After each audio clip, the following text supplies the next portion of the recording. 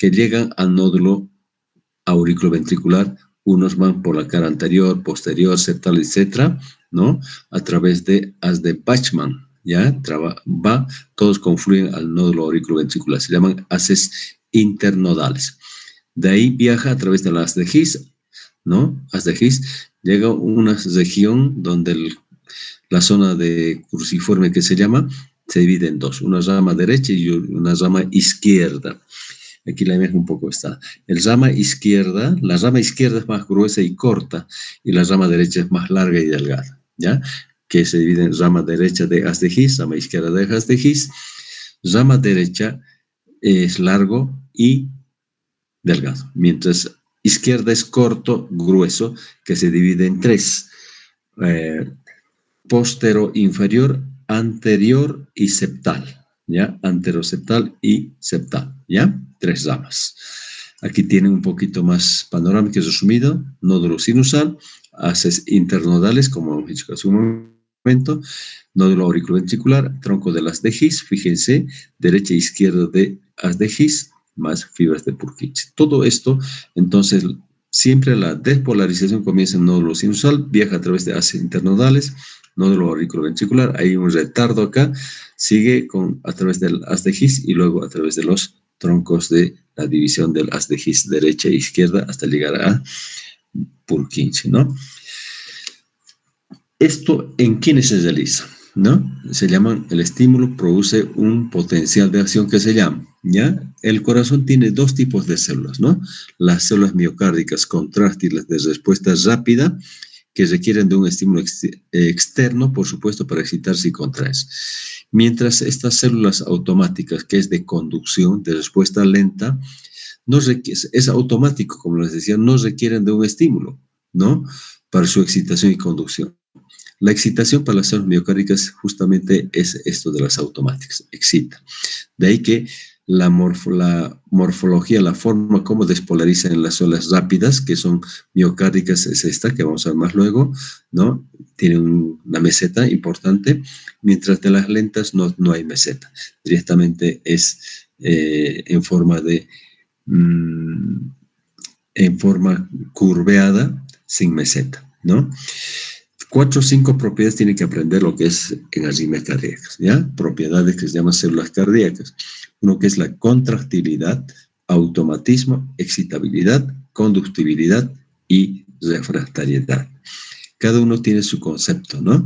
Contractilidad genera tensión muscular, automatismo dado por células marcapaso a nivel de los nódulos, excitabilidad que genera potencial de acción, conductibilidad está dada por las células de conducción, ¿no? Auriculoventriculares, etc. Y refractariedad es el reposo de las células miocárdicas y de conducción.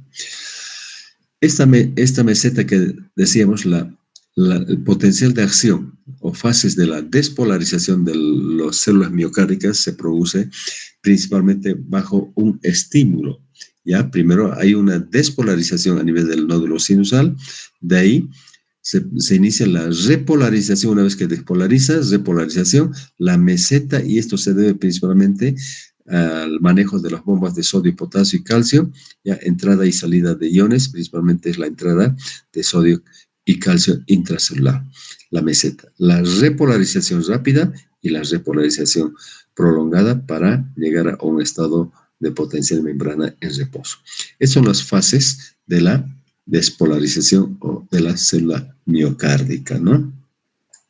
Bien, las frecuencias cardíacas que se dan a nivel del nódulo sinusal es 60 a 100 latidos por minuto. Nódulo auriculoventricular, 40 a 55 latidos por minuto. A nivel del haz de His, hasta 40 latidos. Y las fibras pueden dar hasta 30 a 35 latidos por minuto, en condiciones fisiológicas. ¿Ok? Bien. Ya entrando a la semiología de las arritmias cardíacas, produce signos y síntomas. Los síntomas principalmente son las palpitaciones, síncope, dolor precordial, disnea, hasta muerte súbita. Son los síntomas. Al examen físico, me refiero a los signos de las arritmias, siempre alteraciones en el pulso arterial, pulso venoso, a la auscultación, electrocardiograma. Alteraciones. Puede haber taquicardias, bradicardias, bradifismia, taquifismia, etc., o irregularidad o cambios electrocardiográficos, ¿cierto? Bien, cuando nosotros clasificamos los síntomas en un paciente, tomar en cuenta 4 hasta clase 4. Clase 1 son pacientes no tienen ningún síntoma, ni palpitaciones, ¿no? O algunas veces ligeras palpitaciones, golpeteos nada más, sin otros síntomas, clasificamos como clase 1. Clase 2, cuando hay mareos, cuando hay aturdimiento, precordialgia, disnea leve.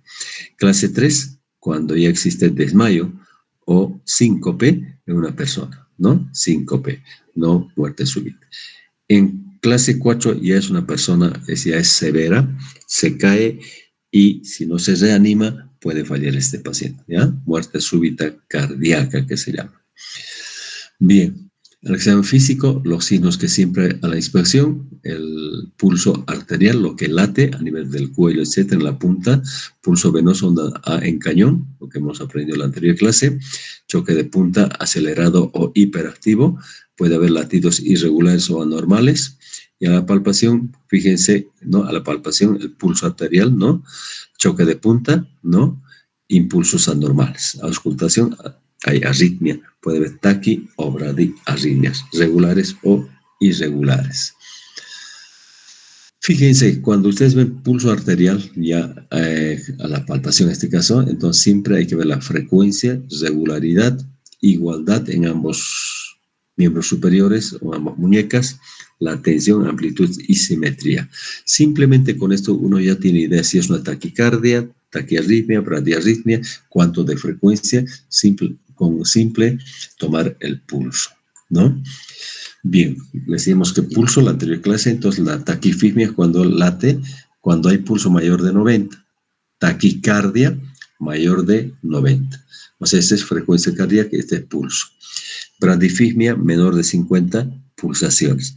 Bradicardia menor de 50 frecuencia cardíaca, ¿no? Es una comparación, ¿no? En cuanto a taquicardia, bradifismia, pulso y frecuencia cardíaca. Las taquicardias pueden ser regulares o irregulares. Ejemplos regulares, taquicardia supraventricular.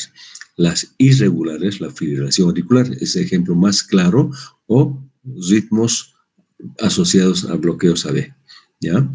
Y las bradicardias pueden ser bradiarritmias supraventriculares o bloqueos AB regulares o fibrilación auricular de baja respuesta ventricular, en algunos casos asociados a bloqueos AB.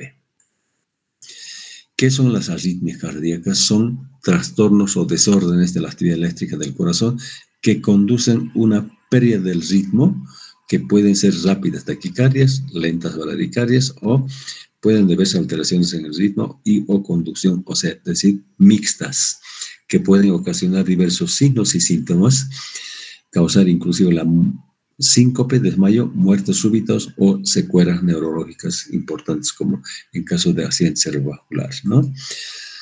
Entonces, las causas importantes de las arritmias son los síndromes arritmógenos congénitos, que hoy está de moda, la displasia arritmógena del ventrículo derecho, son congénitos, quiere decir de nacimiento. Así nacen los niños y a veces se mueren en pocas horas o a poco tiempo de nacimiento, meses, años después, sin diagnóstico en algunos casos, ¿no?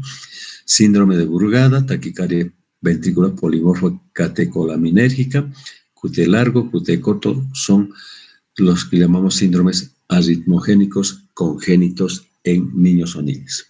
Las causas adquiridas pueden ser cardíacas o no cardíacas, la cardiopatía hipertensiva, coronaria, las miocardiopatías, las valvulares, pericardiopatías, enfermedades tromboembólicas, las congénitas que se hacen, que pueden asociarse a adquiridas, fármacos, principalmente los diuréticos, ¿no?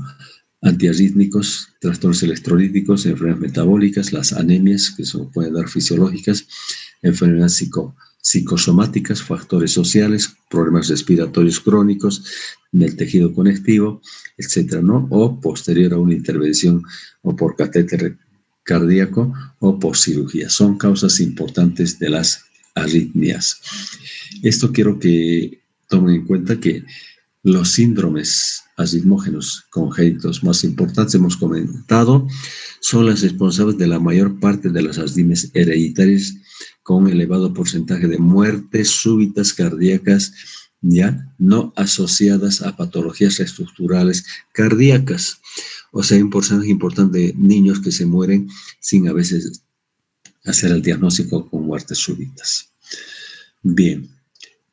Las causas más importantes sigue siendo en coronarias también hipoxia, las isquemias y la irritabilidad de principalmente la parte eléctrica del corazón, ¿no? Sobre estimulación simpática, los fármacos, alteraciones electrolíticas, sodio y potasio principalmente, ¿no? Las bradicardias, los estiramientos de miocardiopatías dilatadas, ¿no? Entonces, son casos muy importantes de arritmias cardíacas.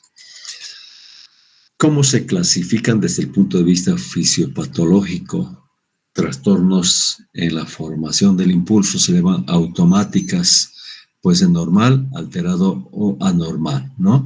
Las taquicardias regulares y las bradicardias regulares, que nacen del nódulo sinusal.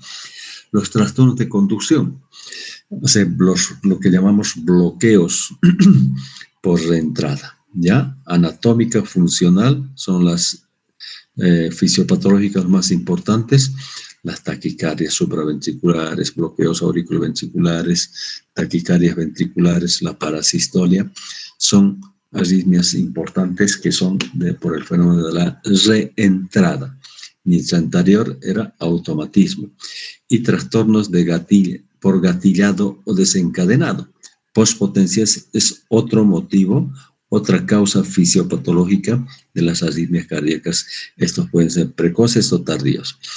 Mecanismos fisiopatológicos de las arritmias: automatismo, reentrada y postpotenciales. No se olviden. Y la clasificación clínica que nosotros conocemos hoy en día son de 3 grupos. Según la frecuencia, taquiarritmias, bradiarritmia. Según el origen, supraventriculares, ventriculares. Según el mecanismo, ya saben, fisiopatológico, alteraciones en el automatismo, alteraciones en la conducción, las reentradas, alteraciones en las postpotenciales y la actividad gatillada. Esta clasificación aprendan como Padre Nuestro. Y los bloqueos, la otra clasificación que es similar, pueden ser trastornos de ritmo, taquiarritmias, bradiarritmias, supraventriculares, ventriculares, regulares o irregulares, que es lo mismo con otro enfoque.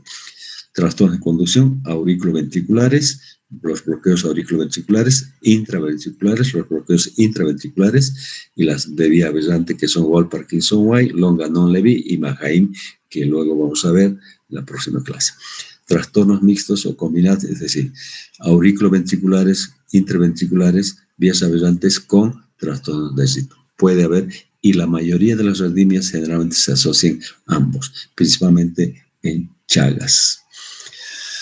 ¿No? Las taquiarritmias, diferentes causas, diferentes arritmias, diferentes mecanismos, ¿no? Las bradiarritmias igual, son varios, ¿no? Y sus mecanismos de producción y la localización, ¿ya? Este cuadrito tienen que conocer bien, ¿no? Esto, reitero, se los voy a pasar. Otra forma de clasificarlo clínicamente son las taquiarritmias, cuando las alteraciones provocan ritmos rápidos, taquicardia y adelantados o extrasístoles. Y las bradiarritmias, cuando los ritmos son lentos, bradicárdicos o retrasados o escapes. Y es otra forma de clasificar. ¿A qué llamamos supraventriculares? Que se originan en las aurículas o por encima del nódulo auriculoventricular. Y ventriculares cuando están por debajo del nódulo auriculoventricular, las ventriculares, ¿no? ¿Cuáles son? De manera de ejemplo, las supraventriculares son las extrasístoles, fibrilación auricular, aleteo auricular, taquicardias paroxísticas, también pueden ser segundas a Wall-Parkinson-White. Estas son las supraventriculares.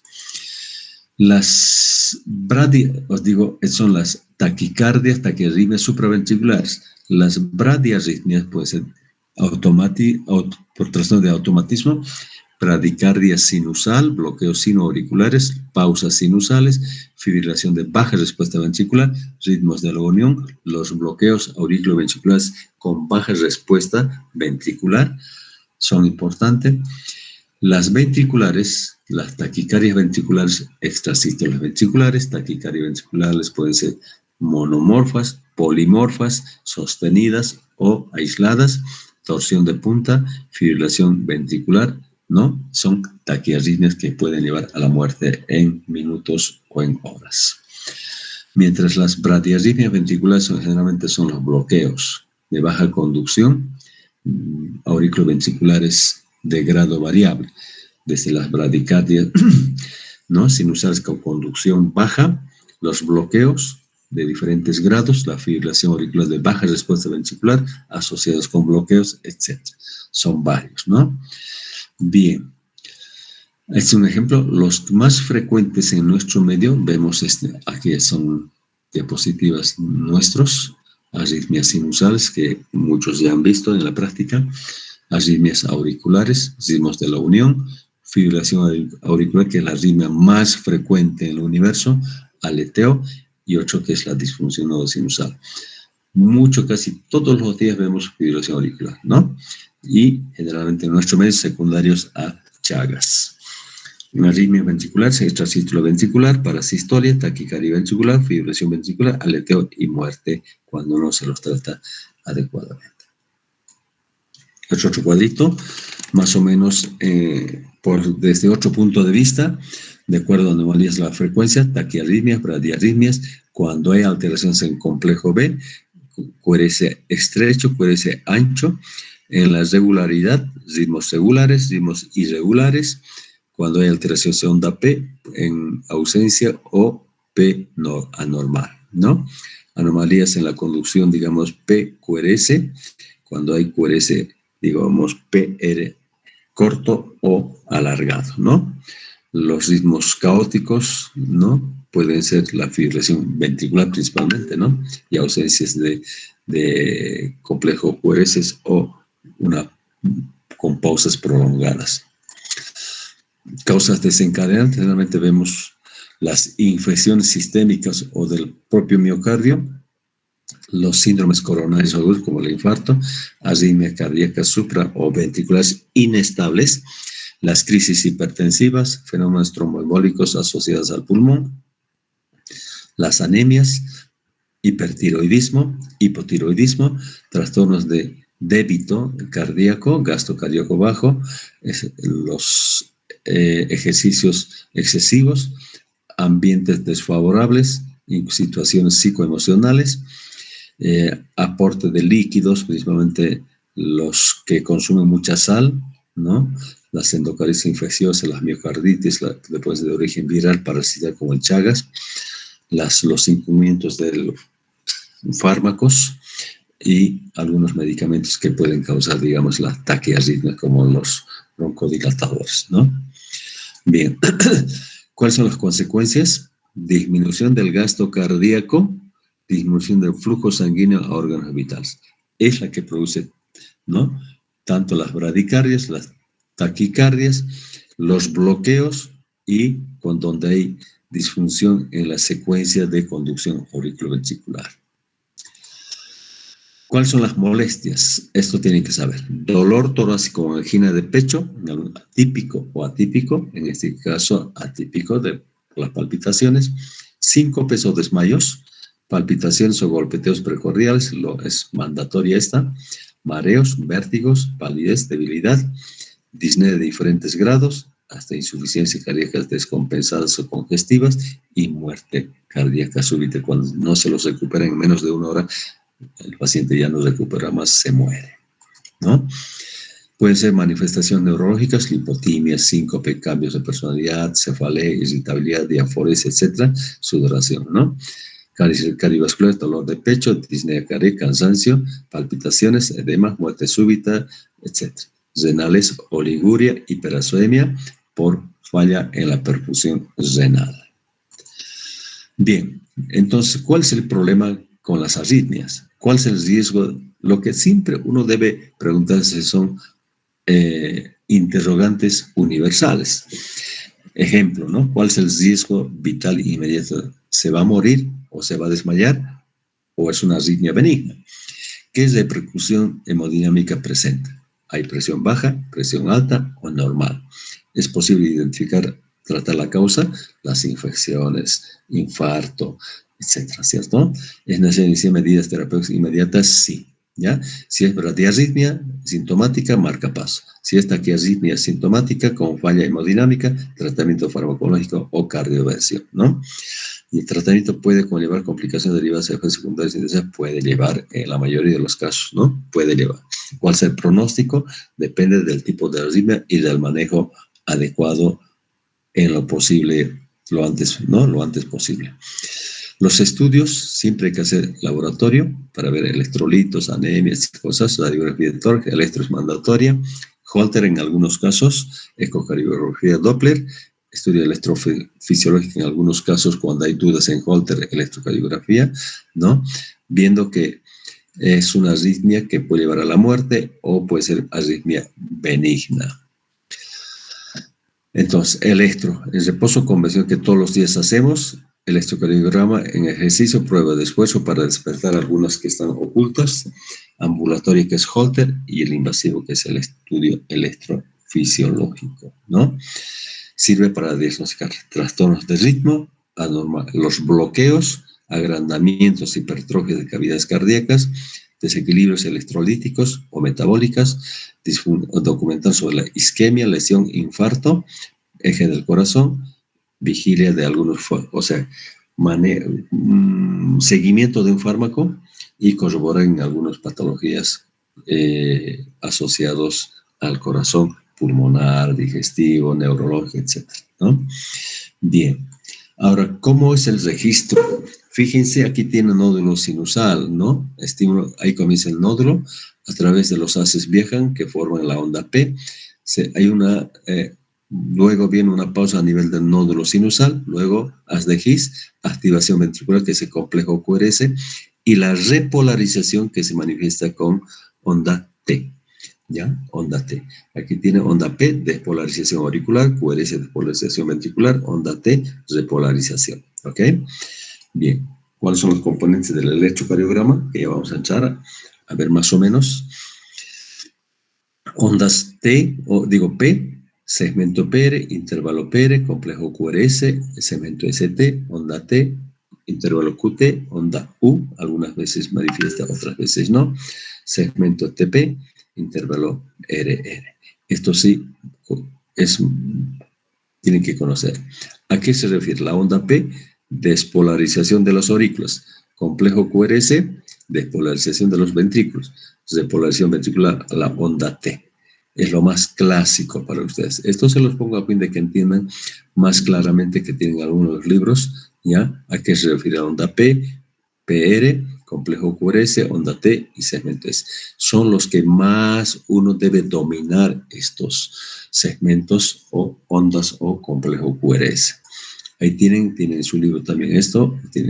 Normalmente yo se los resumo todas estas imágenes a fin de que ustedes entiendan mejor o que sea más claro, ¿no? Yo sé que estas imágenes van a encontrar, pero lo más sencillo es que entiendan lo que es, ¿no? Ejemplo, ¿qué es onda P? PR, ¿qué es? Complejo QRS, ¿a qué se refiere? Tiene 3 componentes. Segmento ST, ¿a qué se refiere? Onda T, etc. Lean con calma, ¿ok? Para entender mejor lo que es el electrocardiograma. Aquí tienen otros valores, cuánto mide cada uno de los segmentos, ondas o complejo QRS. Aquí tienen los parámetros que tienen que saber para interpretar mejor lo que es el electrocardiograma. Fíjense este cuadro bonito que es mío.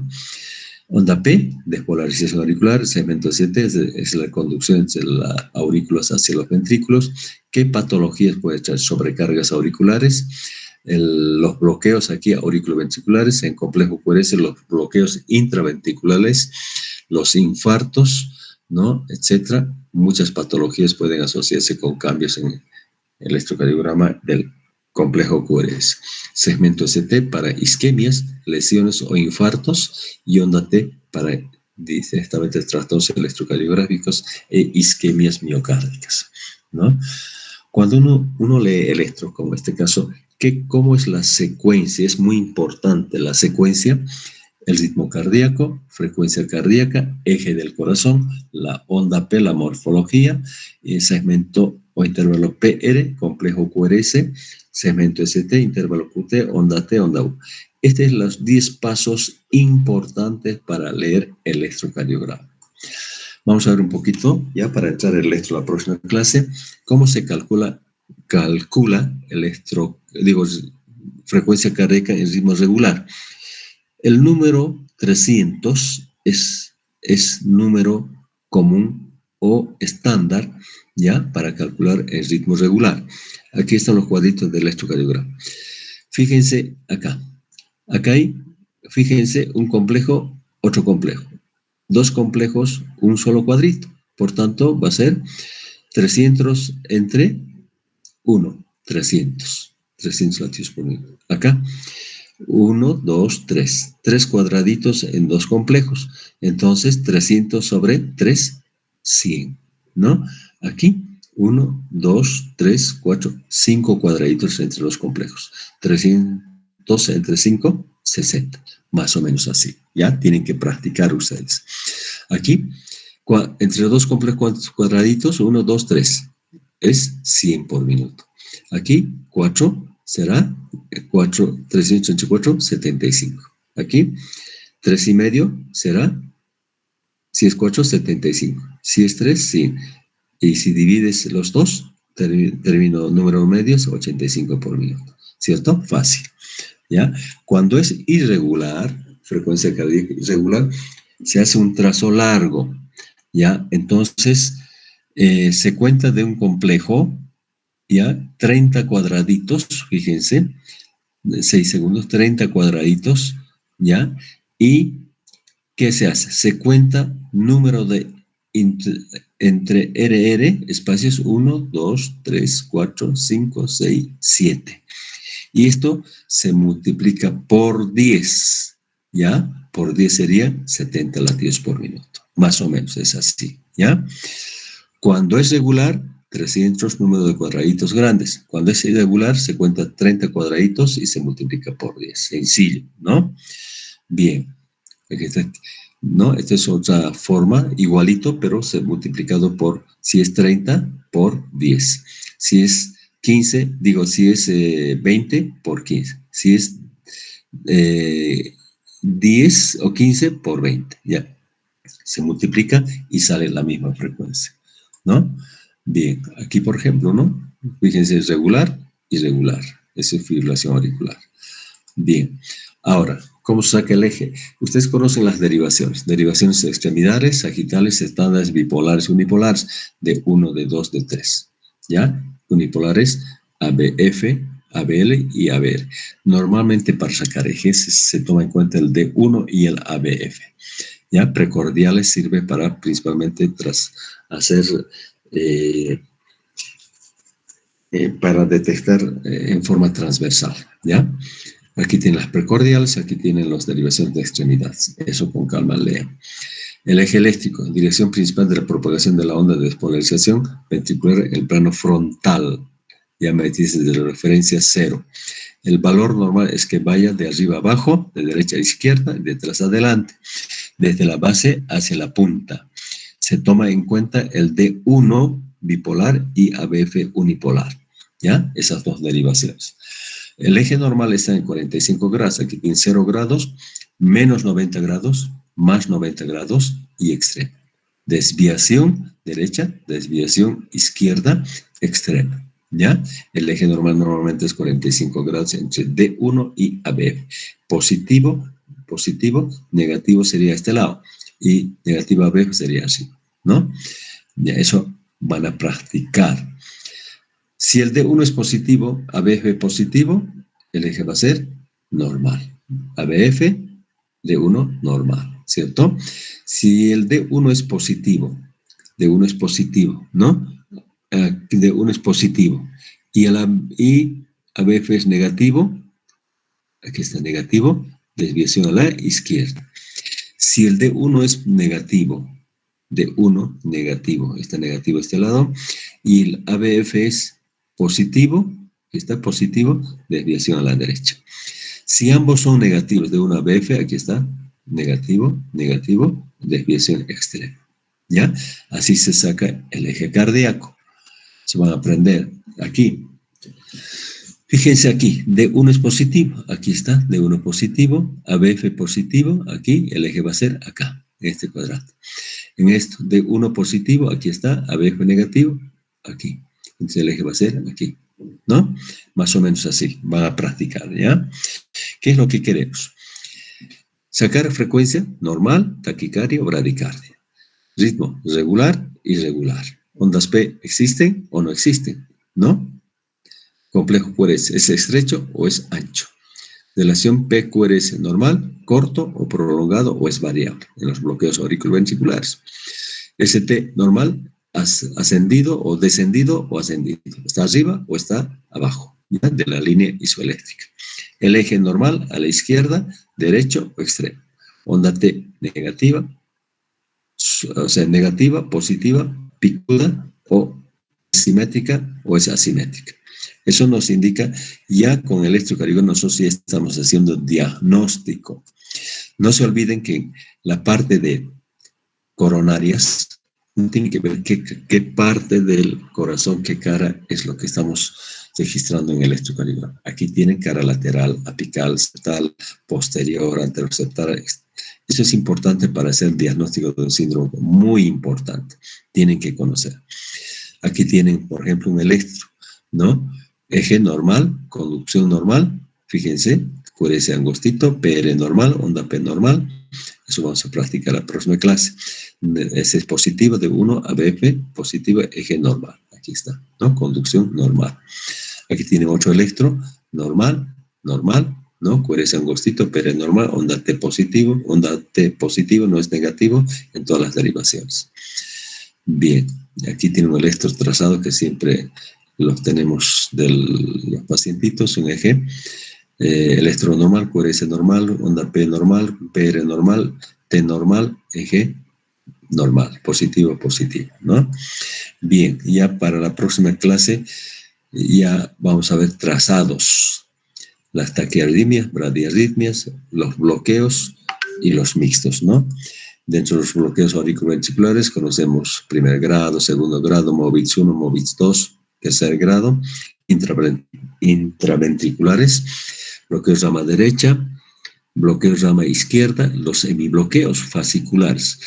El libro de Noel ya trae que es último, que libros antiguos todavía no traen esto de los semibloqueos septales. Por eso les aconsejo de no darme ese librito. Entonces, todos estos vamos a ver en práctica la próxima clase. Vías aberrantes, Wall Parkinson-White, Longano-Levi-Mahain, muy frecuente en nuestro medio, principalmente Wall Parkinson. Todos estos bloqueos, todos los días van a ver por electro. Bien, ya para terminar, el miércoles tenemos el seminario a las 8 de la noche, ¿no? Y los alumnos de 1P van a preparar el seminario correspondiente que yo voy a monitorizar, ¿no? Esos son los motivos, os digo, los que tienen que revisar, ¿ya? Se llama objetivos de aprendizaje. En función a esto es que tienen que preparar el seminario. Vayan leyendo. 1P va a presentar miércoles en la noche, 8 de la noche. Ellos nos van a mandar su link. Esto estamos trasladando del viernes porque el viernes es feriado, Semana Santa. Por eso estamos adelantando, ¿ya? Esto es un acuerdo y propuesta del jefe de semiología, coordinador, con mi persona y los alumnos. Los alumnos ya saben, ya deben estar preparados, ¿no? ¿Ok? ¿Alguna pregunta?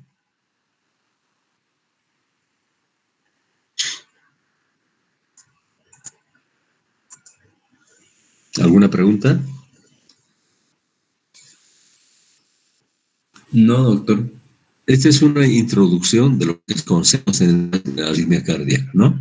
La clasificación es muy importante, supraventriculares, ventriculares y mecanismo fisiopatológico. ¿ya? Automatismo, reentrada, gatilado, tienen que saber, ¿ya? En semiología. Semiología es ver y anotar, ¿no? Van a ver electros la próxima clase. Directamente vamos a ir a práctica. ¿Ok? Pues viene ese miércoles en la mañana, o sea que tenemos corto, porque tiene farmacología, creo. Si podemos comenzar y 20 y 40, mejor, ¿ya? 5 minutos antes, porque es el tema más largo que hay. En el voy a tratar de resumir lo más corto posible. ¿Ok? ¿Alguna pregunta más?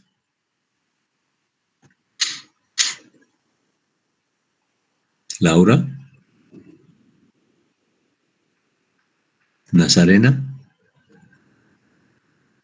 No, ¿No? doctor. Enrique. ¿No? No está Enrique, falta. Las Melisas, ¿dónde están las Melisas? No están. Nazarena ahí. Hola. Sí, doctor, estoy aquí presente. ¿Dónde está tu Melisa? Creo que entró, pero se salió. Ajá. Tremenda, ¿no? Bien.